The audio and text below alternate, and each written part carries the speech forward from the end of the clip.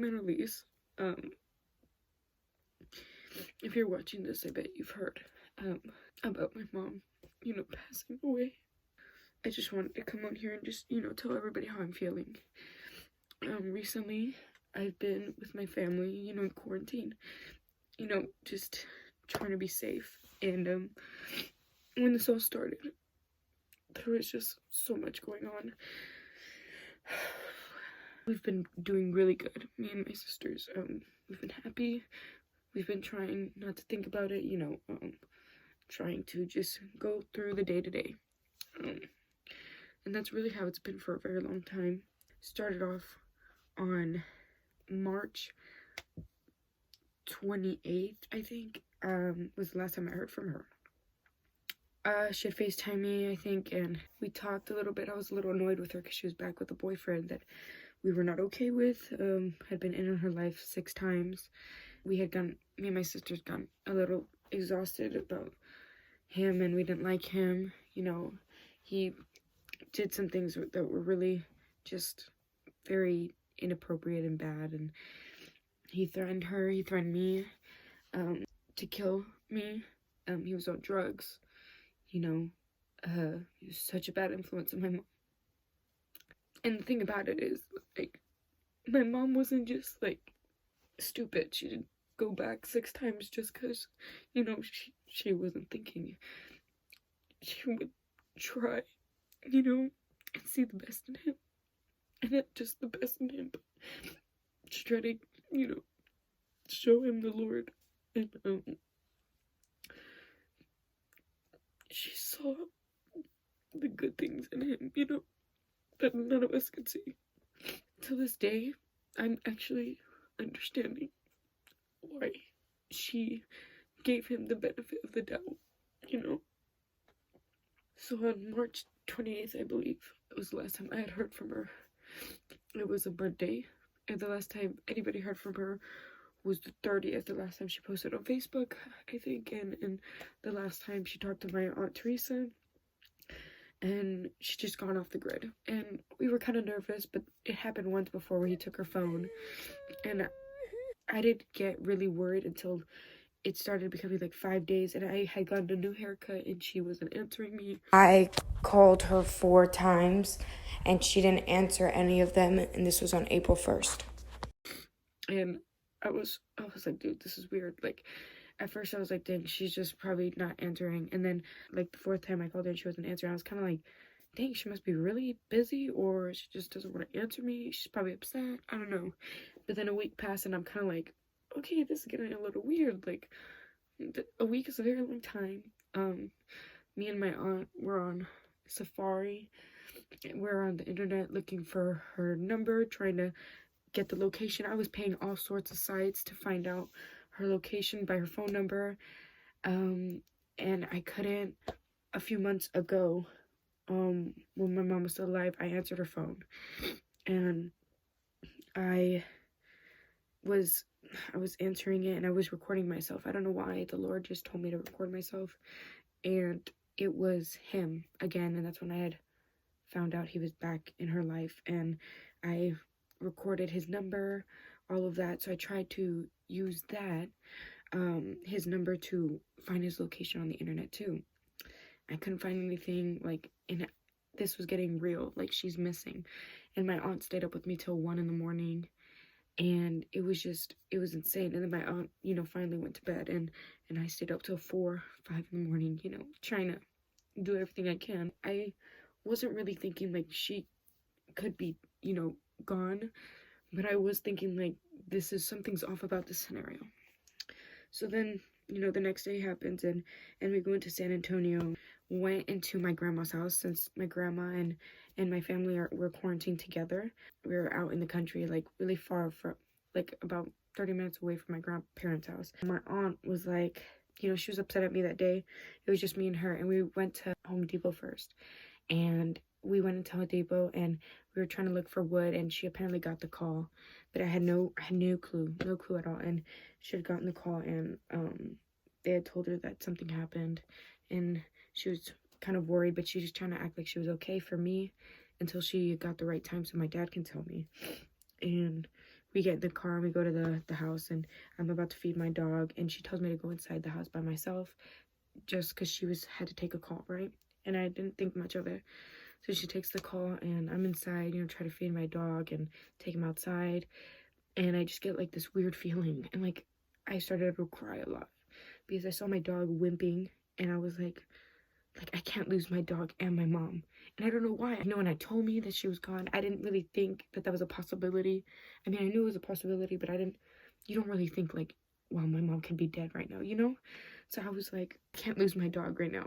I've had him for 12 years of my life, And then lose my mom at the same time, that'd be really hard for me. So I kind of cried inside the house by myself right before I left to go back inside the car, and she looked at me. She was like, I try to wipe my tears, I try to make it look like I was okay, and my aunt was like, hey, are you okay? Like, what's wrong? What, you look like you were crying. And I was like, no, I have this weird feeling, and my mom's not okay, and if she's not, it's gonna be hard for me. And my aunt had already knew. While I was inside, she was on a call with my Aunt Teresa, and they were telling her the news, and I had no idea. And my aunt, we call her Titi, and she was like, expect the worst but hope for the best, And I was like, yeah, you're right. And she had thought I saw the news or something, saying that my mom got killed. And she was like, wait, did you see something on your phone? Are you okay? Like, what's going on? And I was like, no, I wasn't on my phone. I was just thinking, and I just felt it. And she wanted to wait until my dad was able to tell us. Mind you, 2 days prior, my dad had told us that he was moving back to San Antonio because he lived in Lake Tahoe, the border of Nevada and California. I already got a house in Stone Oak. So you're coming to move here? I am moving. Mom's address to keep her. Yeah, my mom has it. She answered my damn phone calls. I've texted and called your mom to check on Victoria, but she's not responding. She's not responding to us either, and it's kind of freaking me out. This feels like what happened that one day, But we'll get back to that later when you come. She hasn't even seen my hair yet because she hasn't answered my phone call, so that's nice. But what is happening is we saw Victoria. And he was coming back down just to be with us because it's quarantine, and he felt like it was time to move back. So we were all happy about that, and it was perfect timing. Obviously, the Lord knew what he was doing because my dad, no one had an idea that my mom was, dead until that 2 days after. So my dad was coming down, and he was driving.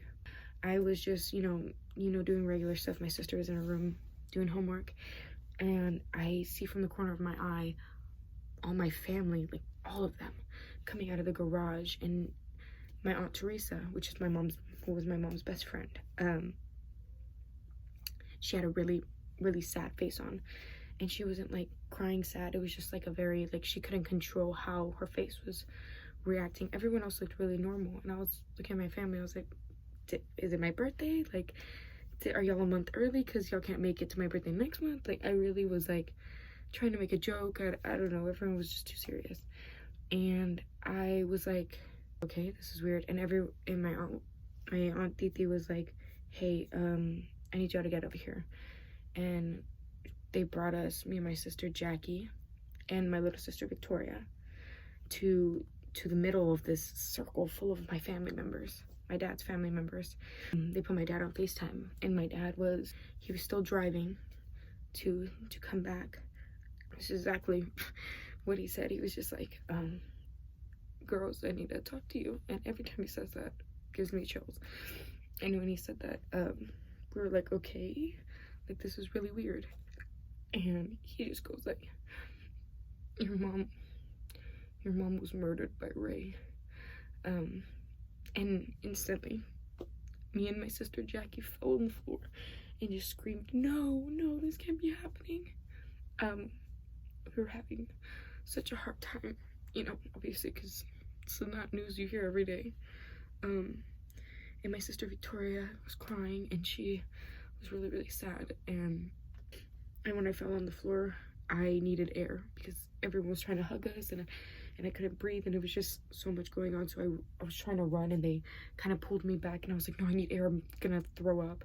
So then I go outside, and I was like bending down like this, and I was like trying to breathe like if I just ran a marathon. And I was like, no, this can't be possible. Like, and my aunt Titi was there in front of me. My aunt Teresa was there, and I think my grandma and one of my uncles. They were just like, Annalise, you need to calm down, like breathe. And they thought I was like hyperventilating or something. And I was like, okay, my mom's dead. Okay, this is it. And that's how I deal with stuff. I just try to like process it, because it was just too much. It was too much. And I was like, okay. So I acted normal. I was like, okay, cool. And I was just, you know, freaking out. And I tried to stop talking for a second. And I was just like, holy crap. And so much emotion was, you know, flooding me. And I went back inside, and I tried to hug my little sister Victoria. She was kind of doing the same thing I was. She was watching me and trying to understand. And she had already lost her father at a very young age. So that was already very, very difficult, you know. And my sister Jackie was screaming very loud, and she was all of her emotions came out. She was crying really hard, and it lasted about an hour and a half. And she was so, you know, hurt. And I was just, you know, in and out shock. It took about 10 minutes, and I cried, but then I like tried to hold it together so that my sisters didn't see me, you know, break down, because I didn't want them to. I just wanted to be strong, you know. And so I kept going in and out like shock, and then trying to hold back shock, and then holding back, and all my family was grabbing us and whatnot. And it was a very bad, very terrible day. And that was April 7th, I believe, that we found it. They had said my mom had been there for a while. Like she had been dead for a while. They couldn't really see her face. She was very distorted. I tried to, you know, get away from people just to be isolated, because I couldn't really, you know, function. So then time goes on. It's been about a week, I think, 2 weeks that we found out. It's April 20th, I believe. So it's been about 13 days. So yeah, it's about to be 2 weeks tomorrow. And my sister Jackie and I, we haven't slept much, or my sister Jackie has. I have not. Because Ray, the man, was still out there, and a lot of what ifs, like, what if he's planning to kill us, because he had already threatened me when I was younger. What if he planned this all along, you know? What if he's following us? What if he's, you know, so many questions that had been unanswered, and it was very, very hectic. We got a lot of updates by this incredible detective. She was on the case day and night. She did not stop until she got him, you know? That when they went back to the house, my Aunt Teresa and her sisters went back to the house to, you know, get my mom's stuff that we wanted. Teresa's sister had went back the day before and checked the whole house, and, you know, tried to clean up some stuff and whatever. And she had left all the lights off except my mom's room, and she had locked everything. Everything was, you know, fine. And then when they went back the morning, they found out that the TV was on, and the back gate, not the sliding door, but the gate on the outside, the wooden ones, was open. So it was very odd, you know?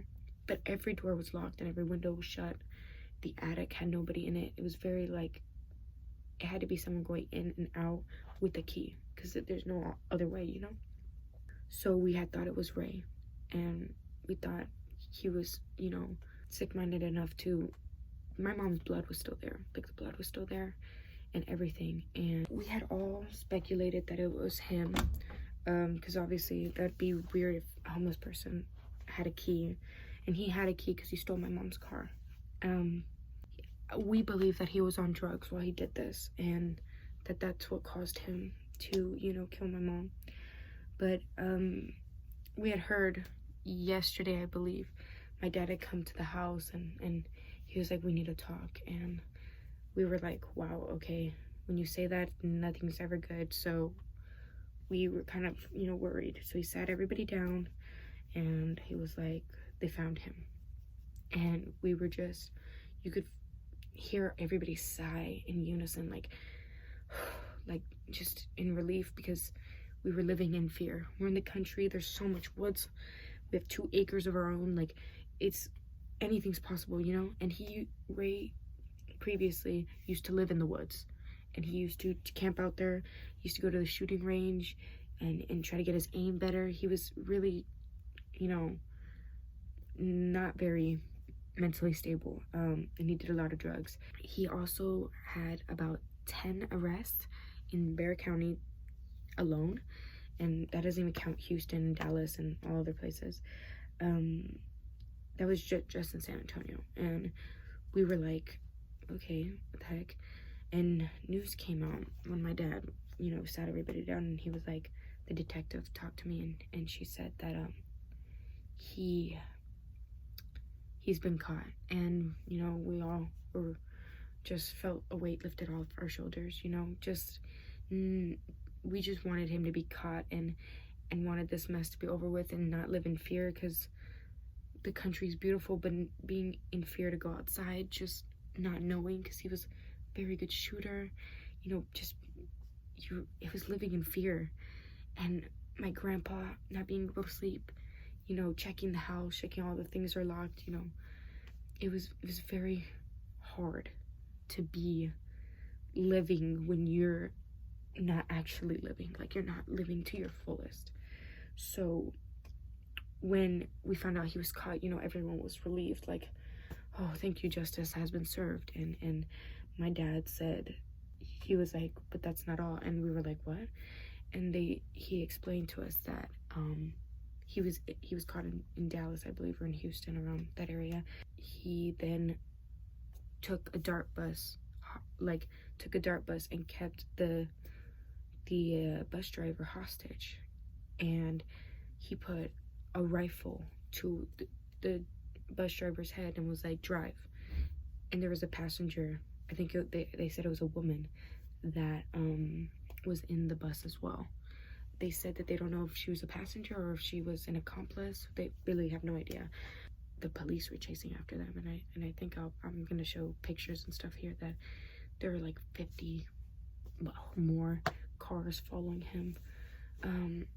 You know, police, there was FBI, there was PD, like police officers, like there was SWAT, there was so many people after that bus. He was shooting out the window, they had said, from the moving vehicle, and then he was exiting the bus and still shooting at the cops. He shot one in the neck, I believe, and one in the leg, and their injuries are they're okay, that they're gonna make it. And they said that right as he exited, they just started firing, because he was firing at them, and instantly a lot of shots, you know, and they rushed him to the hospital, but he still didn't make it. He was on their phone searching up like the stories and all of that, and they were getting updated. It said 11 minutes ago, 10 minutes ago, 5 minutes ago, and we were like, wow, this is like new.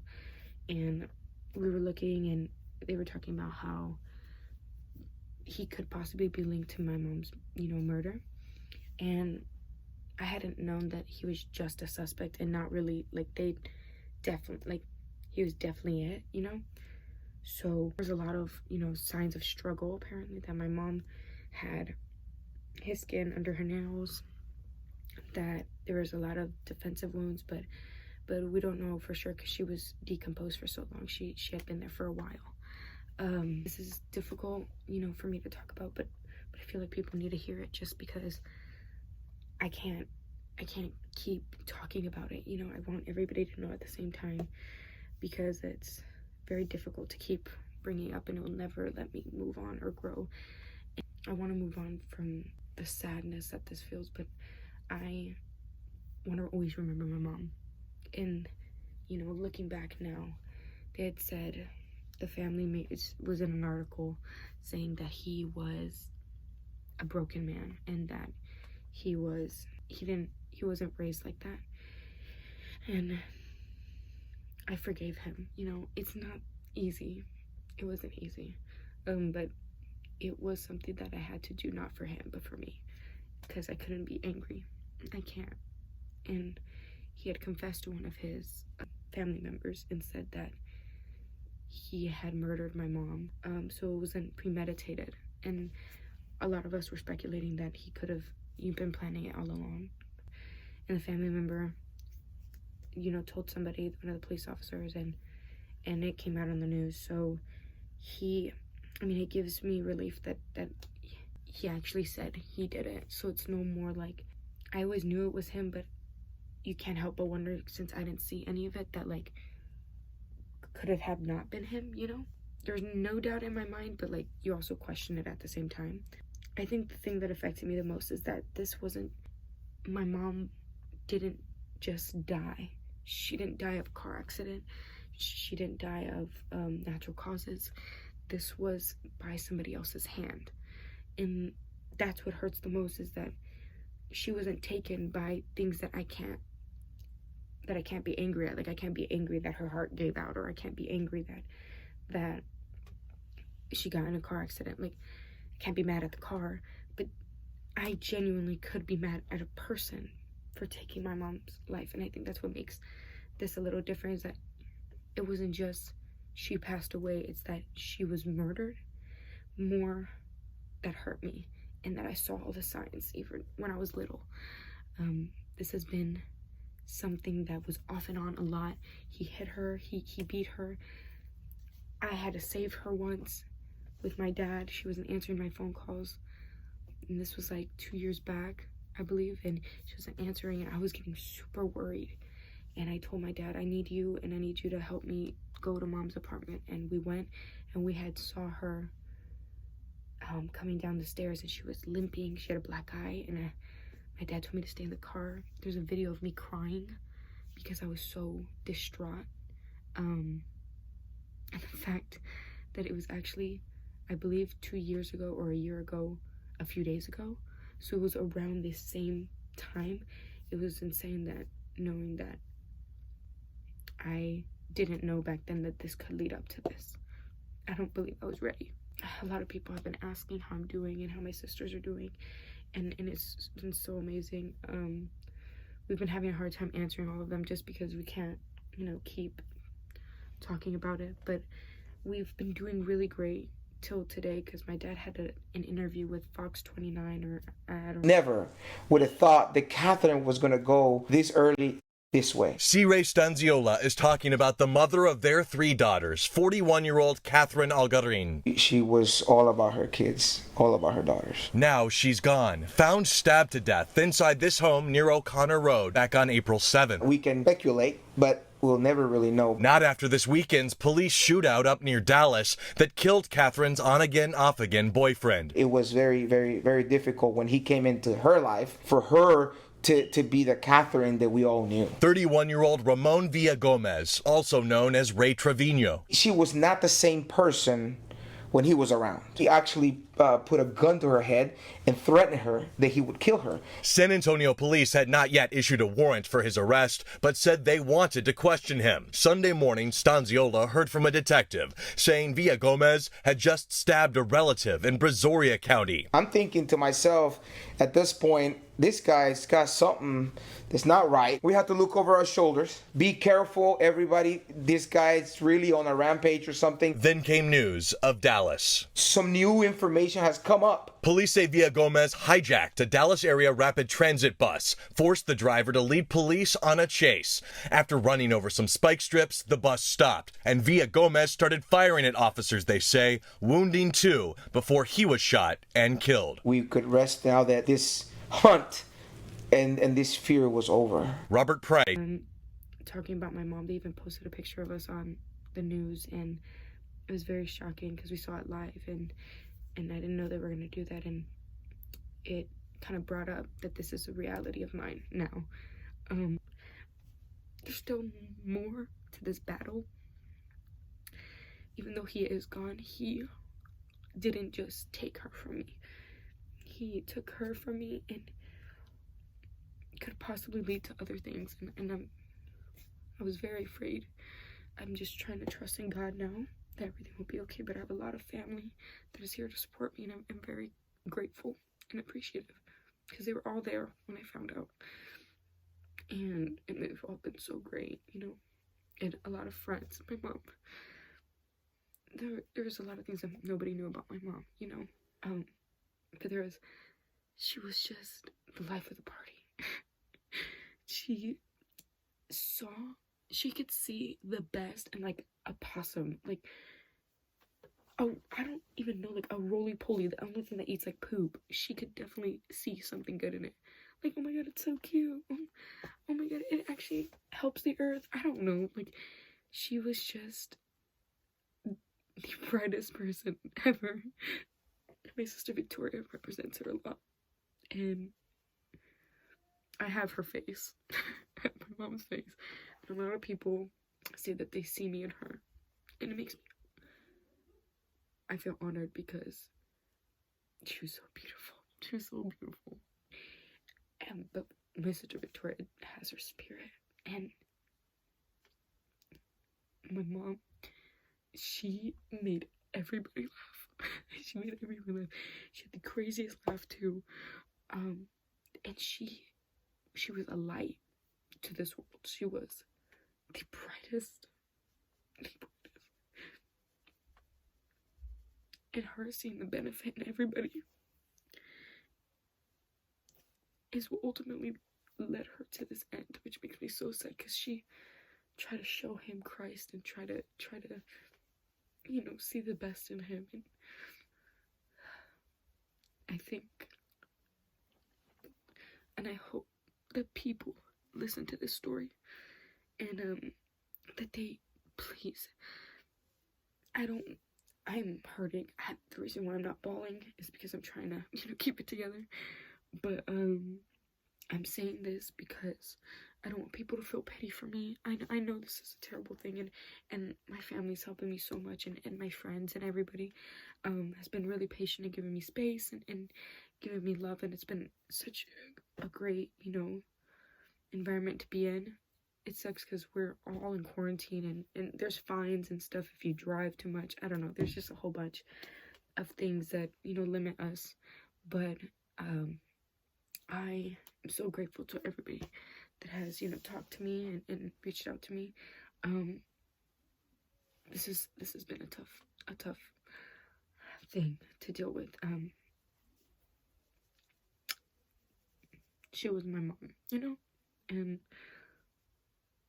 there's nobody in this world that can replace her. Nobody. When I didn't have anybody, when I could talk to anybody, she was there. She was the person I trusted the most in this world. If I would have done something bad, which I never did, but if I would have, I knew I could call my mom instantly, with no judgment. With no judgment.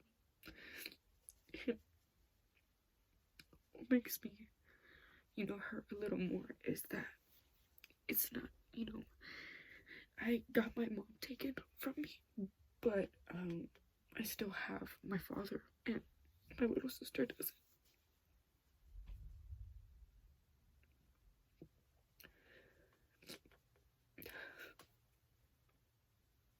Life isn't fair. Bad things happen to good people, but the thing is, God knows what he's doing. God knows that this was a purpose. It was crazy that my dad decided to move here before he even knew that this situation was a thing, and that he came at the perfect timing. The fact that we were quarantined and we were quarantined with our family, and that everyone, you know, came together to help us. And, you know, God knew that the stress of school would be too much, you know, and we're all together. So I did things in my own pace. So like, school understood. They said that they would, you know, help me out, since knowing I'm grieving right now, and it couldn't have been better, because I wouldn't want to miss school physically, just because I'm really not that type of person. But it would be hard for me to be at school for 8 hours, knowing that I'm sad inside. But quarantine, we're doing online school, and it's crazy that all of that happened at the same time while this tragedy is happening. Eternally grateful for all of y'all. And I just wanted to say the last things, that trust in God. He has a plan, and that this is not the end of my story. This is the beginning, and I'm going to be something great to show my mom that I can't be, and not let her die in vain.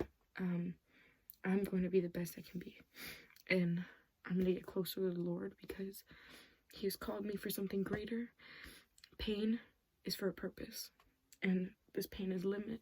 This pain is temporary for the eternity of joy that I'm going to have with my mom once I see her in heaven again. She's resting in peace now, knowing that she doesn't have to be in fear.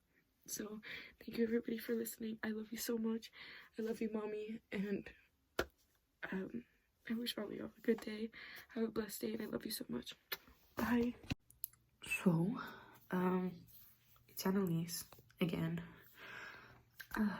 So today's the day that I found out my mother was murdered by a man named Ray.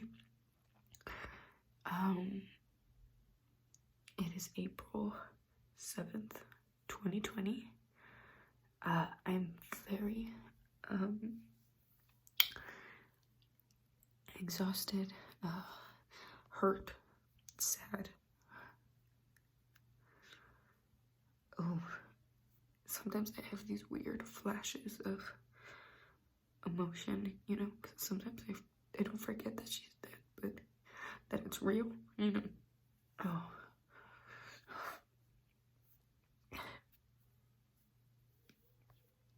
Oh. Okay. Okay. Yeah, it's so hard for me, you know, right now, since it's only been about 2 hours since I've known, but I'm trying to be strong for my sisters and for myself, but I just want everybody to know that I love them. I love everybody, you know.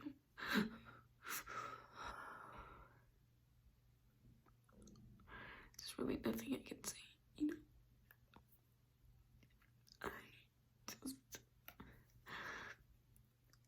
I pray every day that she's in a better place.